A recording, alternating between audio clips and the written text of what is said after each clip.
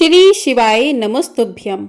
ओम नमः शिवाय। हर हर महादेव। दोस्तों, प्रिय श्रोताओं, आप सभी को श्रावण मास के पावन प्रथम सोमवार की हार्दिक शुभकामनाएं। आप सभी पर भगवान भोलेनाथ की कृपा सदा सर्वदा बनी रहे। तो आज की पावन महिमामय बेला में आइए सबसे पहले वंदन करें महाकाल आशुतोष शिव शंकर त्रिलोचन भगवान का, जिनके स्मरण मात्र से समस्त पाप क्षीण हो जाते हैं।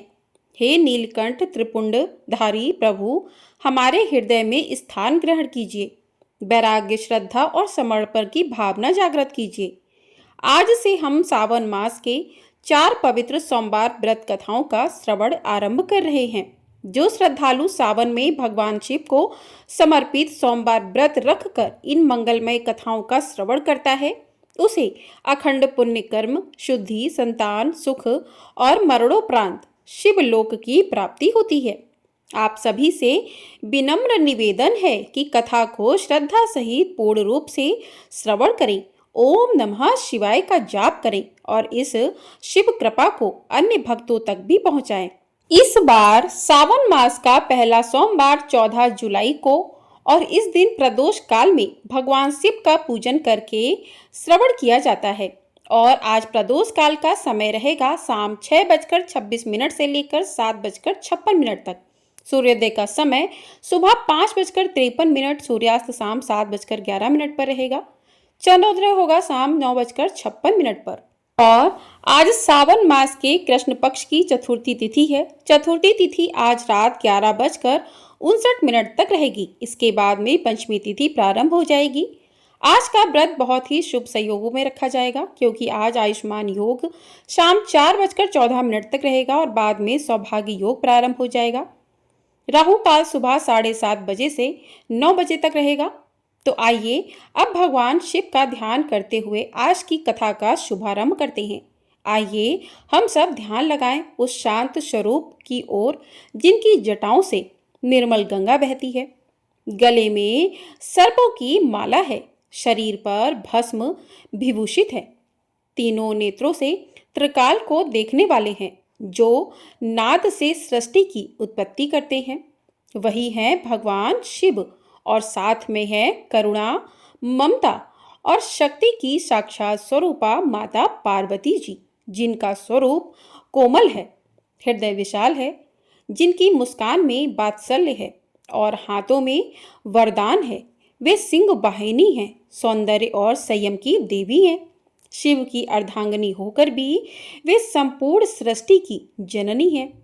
हे भोलेनाथ, आपके नाम स्मरण से ही मृत्यु भी जीवन का पर्व बन जाती है। आप सभी कृपया कीजिएगा उन सभी भक्तों पर जो मन में किसी न किसी चिंता, पीड़ा या आशा को लेकर इस कथा को सुनने आए हैं। माँ पार्वती आपके आशीर्वाद से ही घरों में सुख, शांति, प्रेम और सौभाग्य का वास होता है। आप सभी माताओं की रक्षा करें, सभी कन्याओं को शुभ आचरण और शक्ति का वरदान दें, सभी के सुहाग की रक्षा करें और सभी परिवारों को अपने वात्सल्य से परिपूर्ण करें। तो प्रिय श्रोताओं, अब करते हैं आज की कथा का शुभारंभ। आज की कथा में एक नगर में एक साहूकार रहता था। उसके घर में धन की कोई भी कमी नहीं थी, लेकिन कोई संतान न होने के कारण वह बड़ा दुखी था। संतान प्राप्ति के लिए वह हर सोमवार को व्रत रखता था और पूरी श्रद्धा के साथ शिव मंदिर जाकर भगवान शिव और माता पार्वती की पूजा किया करता था। उसकी भक्ति देखकर एक दिन माँ पार्वती प्रसन्न होकर भगवान शिव से साहूकार की मनोकामना पूर्ण करने का निवेदन करती हैं। पार्वती जी के आग्रह पर भगवान शिव ने कहा कि हे देवी, इस संसार में हर प्राणी को उसके कर्मों का फल मिलता है और जिसके भाग्य में जो हो उसे भोगना ही पड़ता है। लेकिन पार्वती जी ने साहूकार की भक्ति देखकर उसकी मनोकामना पूर्ण करने की इच्छा व्यक्त की। माता पार्वती के आग्रह पर भगवान शिव ने साहूकार को पुत्र प्राप्ति का वरदान तो दे दिया, लेकिन उन्होंने बताया कि यह बालक केवल 12 वर्षों तक ही जीवित रहेगा। माता पार्वती और भगवान शिव की इस संवाद को साहूकार सुन रहा था। इसलिए उसे ना तो इस बात की खुशी हुई और ना ही कोई दुख, बल्कि वह पहले की तरह ही शिव की पूजा करता रहा। कुछ समय के बाद साहूकार की पत्नी ने एक पुत्र को जन्म दिया। जब वह बालक 11 वर्ष का हुआ तो उसे पढ़ने के लिए काशी भेज दिया गया। साहूकार ने पुत्र के मामा को बुलाकर उसे बहुत सारा धन देते हुए कहा कि तुम इस बालक को काशी विद्या पढ़ने के लिए लेकर जाओ। तुम लोग रास्ते में यज्ञ कराते जाना और ब्राह्मणों को भोजन दक्षिणा देते हुए जाना। दोनों मामा भांजे इसी तरह यज्ञ कराते और ब्राह्मणों को दान दक्षिणा देते काशी नगरी निकल पड़े। इस दौरान रात में एक नगर पड़ा जहां नगर की राजा की कन्या का विवाह था। लेकिन जिस राजकुमार से उसका विवाह होने वाला था वह एक आंख से काना था। राजकुमार के पिता ने अपने पुत्र के काना होने की बात को छुपाने के लिए सोचा, क्यों ना उस साहूकार के पुत्र को दूल्हा बनाकर राजकुमारी से विवाह करा दूं और विवाह के बाद इसको धन देकर विदा कर दूंगा और राजकुमारी को अपने नगर ले जाऊंगा। लड़के को दूल्हे के वस्त्र पहनाकर राजकुमारी से विवाह करा दिया गया। साहूकार का पुत्र ईमानदार था, उसे यह बात सही नहीं लगी, इसलिए उसने अवसर पाकर राजकुमारी के दुपट्टे पर लिख दिया कि तुम्हारा विवाह तो मेरे साथ हुआ है, लेकिन जिस राजकुमार के संग तुम्हें भेजा जाएगा वह एक आंख से काना है। मैंने तो काशी विद्या पढ़ने जा रहा हूँ। जब राजकुमारी ने चुन्नी पर लिखी बातें पढ़ी तो उसने अपने माता पिता को यह बात बताई। राजा ने अपनी पुत्री को विदा नहीं किया, फिर बारात वापस चली गई। दूसरी ओर साहूकार का पुत्र और उसका मामा काशी पहुंचे और वहां जाकर उन्होंने यज्ञ किया। जिस दिन साहूकार का पुत्र 12 वर्ष का हुआ उस दिन भी यज्ञ का आयोजन था। लड़के ने अपने मामा से कहा कि मेरी तबीयत कुछ ठीक नहीं है। मामा ने कहा तुम अंदर जाकर आराम कर लो। भगवान शिव के वरदान अनुसार कुछ ही देर में उस बालक के प्राण निकल गए। मृत भांजे को देखकर उसके मामा ने विलाप करना शुरू कर दिया। संयोगवश उसी समय भगवान शिव और माता पार्वती उधर से जा रहे थे। पार्वती जी ने भोलेनाथ से कहा, स्वामी, मुझे इसके रोने का स्वर सहन नहीं हो रहा। आप कृपया इस व्यक्ति के कष्ट को अवश्य दूर कीजिए। जब भगवान शिव मृत बालक के समीप तो गए तो वह बोले कि यह उसी साहूकार का पुत्र है जिसे मैंने 12 वर्षों की आयु का वरदान दिया था। अब आज इसकी आयु पूरी हो चुकी है।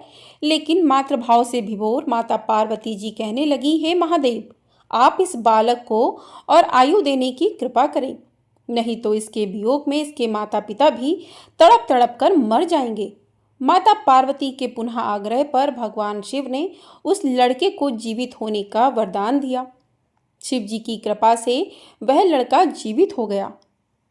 शिक्षा पूरी करके लड़का मामा के साथ अपने नगर की ओर वापस चल पड़ा। दोनों चलते हुए उसी नगर में पहुंचे जहां उसका विवाह हुआ था। उस नगर में भी उन्होंने यज्ञ का आयोजन किया। उस लड़के के ससुर ने उसे पहचान लिया और महल में ले जाकर उसकी खूब आवभगत की और अपनी पुत्री को धूमधाम से विदा कर दिया। इधर साहूकार और उसकी पत्नी भूखे प्यासे रहकर अपने बेटे की प्रतीक्षा कर रहे थे। उन्होंने प्रण कर रखा था कि अगर उन्हें अपने बेटे की मृत्यु का समाचार मिला तो वह भी प्राण त्याग देंगे। परंतु अपने बेटे के जीवित होने का समाचार पाकर वे बेहद प्रसन्न हुए। उसी रात भगवान शिव ने साहूकार के स्वप्न में आकर कहा कि हे श्रेष्ठी, मैंने तेरे सोमवार के व्रत करने और व्रत कथा सुनने से प्रसन्न होकर तेरे पुत्र को लंबी आयु प्रदान की है। इसी प्रकार जो कोई सोमवार व्रत करता है या कथा को सुनता और पढ़ता है उसके सभी दुख दूर होते हैं और सभी मनोकामनाएं पूर्ण होती हैं। सभी प्रेम से बोलिए, भगवान भोलेनाथ की जय, माता पार्वती की जय। भोलेनाथ, यदि इस व्रत कथा या श्रवण में हमसे कोई त्रुटि हो गई हो, किसी शब्द, भावना या चरण में भूल हो गई हो तो कृपया करके क्षमा कीजिए।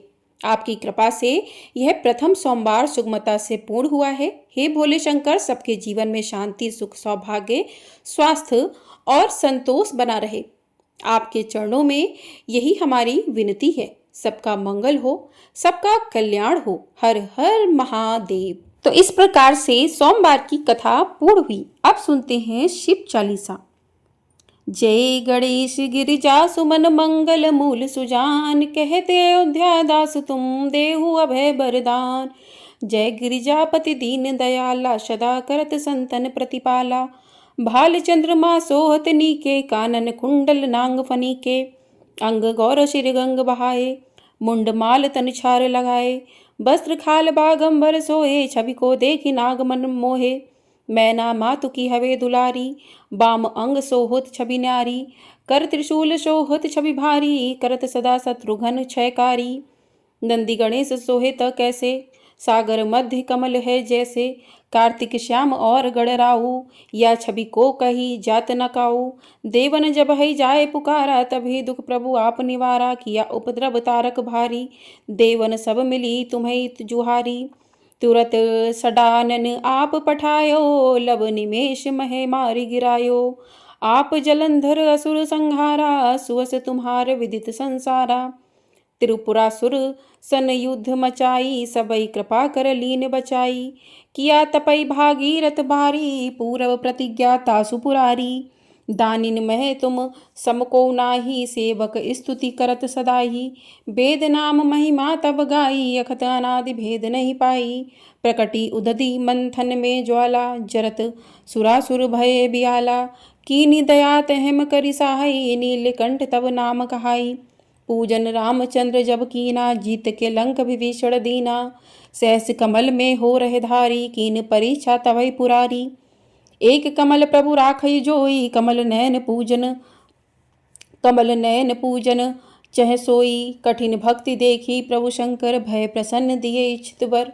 जय जय जय अनंत अविनाशी, करत कृपा सबके घटवासी। दुष्ट सकल नित मोहि सताबे, भ्रमत रहो मोहि चैन न आबे। त्राहि त्राहि मैं नाथ पुकारो, यही अवसर मोहि आन उबारो। ले त्रिशूल शत्रुघ्न को मारो, संकट से मोहि आन उबारो। मात पिता भ्राता सब होई, संकट में पूछत नहीं कोई। स्वामी एक है आस तुम्हारी, आए हरऊ मम संकट भारी। धन निर्धन को देत सदाही, जो कोई जाचे सो फल पाही।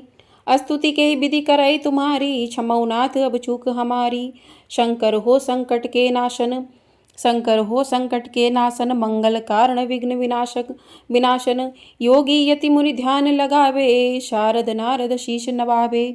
नमो नमो जय नमः शिवाय, सुर ब्रह्मादिक पार न पाए।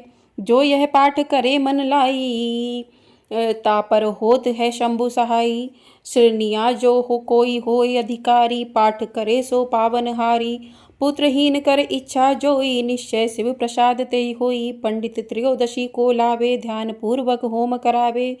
त्रयोदशी व्रत करे हमेशा, ताए तन नहीं रहे कलेशा। धूप दीप नैवेद्य चढ़ावे, शंकर समुख पाठ सुनावे। जन्म जन्म के पाप नसावे, अंत धाम शिवपुर में पावे। कहे अयोध्या दास आस तुम्हारी, जानी सकल दुख हरऊ हमारी। नित्य नेम कर प्रातः ही, पाठ करो चालीसा। तुम मेरी मनोकामना पूर्ण करो जगदीश। मगसर छठी हेमंत ऋतु, सवत 64 जान। स्तुति चालीसा शिवै, पूर्ण कीन कल्याण। प्रेम से बोलिए हर हर महादेव। तो इस प्रकार से शिव चालीसा पूर्ण हुआ। अब करते हैं भगवान शिव जी की आरती। ओम जय शिव ओमकारा, प्रभु हर शिव ओमकारा।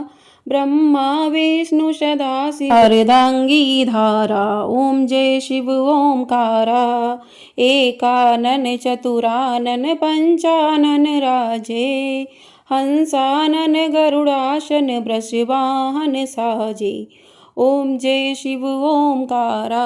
ओ भुज 4 चतुर्भुज, 10 भुज अति सोहे। त्रिगुण रूप निरुखते, त्रिभुवन जन मोहे। ओम जय शिव ओमकारा। अक्षमाला बनमाला, रूढ़माला धारी। चंदन मृग मग सोहे, भाले शशिधारी। ओम जय शिव ओमकारा। श्वेतांबर पीतांबर, बागंबर अंगे। सनकादिक गरुड़ादिक भूतादिक संगे। ओम जय शिव ओंकारा करके मध्य कमंडलु चक्र त्रिशूल धरता जग करता जग भरता जग संहार करता।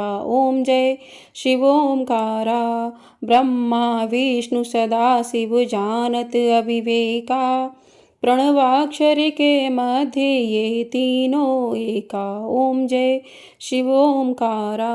काशी में विश्वनाथ विराजत नंदनी ब्रह्मचारी नित उठ भोग लगावत महिमा अति भारी। ओम जय शिव ओंकारा त्रिगुण शिव जी की आरती जो कोई नर गावे कहत शिवानंद स्वामी सुख संपत्ति पावे।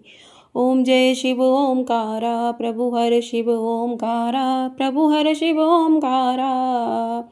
प्रेम से बोलिए भगवान भोलेनाथ की जय। प्रेम से बोलिए माता पार्वती की जय। तो इस प्रकार से भगवान भोलेनाथ की कथा चालीसा आरती पूर्ण हुई। आपको वीडियो पसंद आई है तो वीडियो को लाइक करके हर हर महादेव कमेंट बॉक्स में अवश्य लिखिएगा। आपको हमारे चैनल पर सावन मास की कथाएं प्रतिदिन सुनाई जा रही हैं, तो इन कथाओं को ढेर सारा अपना प्यार दीजिएगा। और इन कथाओं को सुनने के लिए चैनल को सब्सक्राइब नहीं किया है तो चैनल को सब्सक्राइब कर लीजिएगा, जिससे आपको हमारी सभी कथाएं समय से प्राप्त हो सकें और आप इन कथाओं का रसपान कर सकें।